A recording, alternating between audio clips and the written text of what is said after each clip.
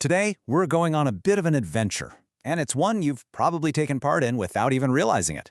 We're talking about the epic, invisible journey your package takes every single time you buy something from an international website. So picture this. You've been scrolling, and you find it. The perfect laptop, maybe some hard-to-find sneakers.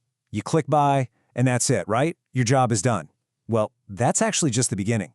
The moment you make that purchase, you set in motion a massive, surprisingly complex process for your package to get to you here in India.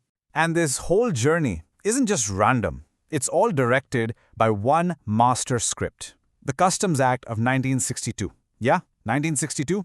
Think of it as the ultimate rule book that controls every single step of the way, from the seller's country all the way to your front door. It's like an invisible force field around India's borders. Now, let's meet the main character in this story. And, surprise, it's you. The second you bought that item, the Customs Act gave you an official new title: importer. In the eyes of the law, you are now the person responsible for those goods from the moment they land in India until they're officially cleared. So, your new laptop can't just waltz through the border. Nope, it needs a passport. And in the world of customs, that passport is called the Bill of Entry.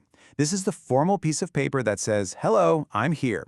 It tells the authorities exactly what the product is, where it's from, and how much it's worth. It's the first official knock on the country's door.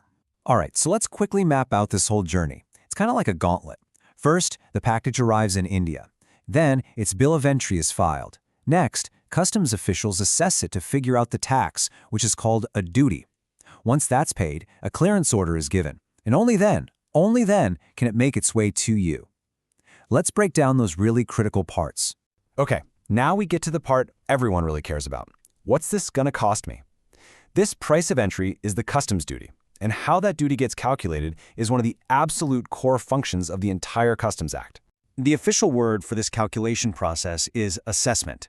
And listen, this isn't just an officer guessing a number. It's a formal process to determine two key things. First, is there even any duty to be paid on this item? And second, if yes, then what is the exact amount? It's all very systematic.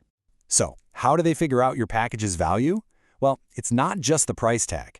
They start with what's called the transaction value. That's the price you actually paid. But they don't stop there. They also add in other costs like freight and insurance to get to the final assessable value. That's the total amount that the customs duty is actually calculated on. So let's say the value has been assessed, the duty has been paid, you're all good.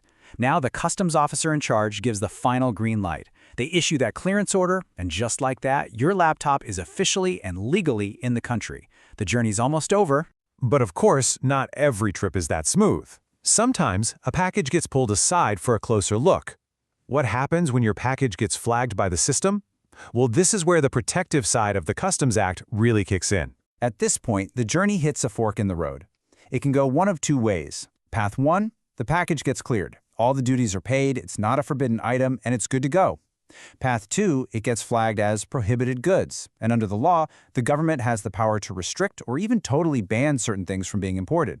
So why would something be prohibited? It's not just random. The reasons are all laid out in the law, and they're all about protecting the country's interests. We're talking about really important stuff, like national security, preventing smuggling, protecting public health, and even conserving national treasures. So, with such high stakes, what happens if someone deliberately tries to break the rules? By lying about the value of an item or trying to sneak in something that's banned?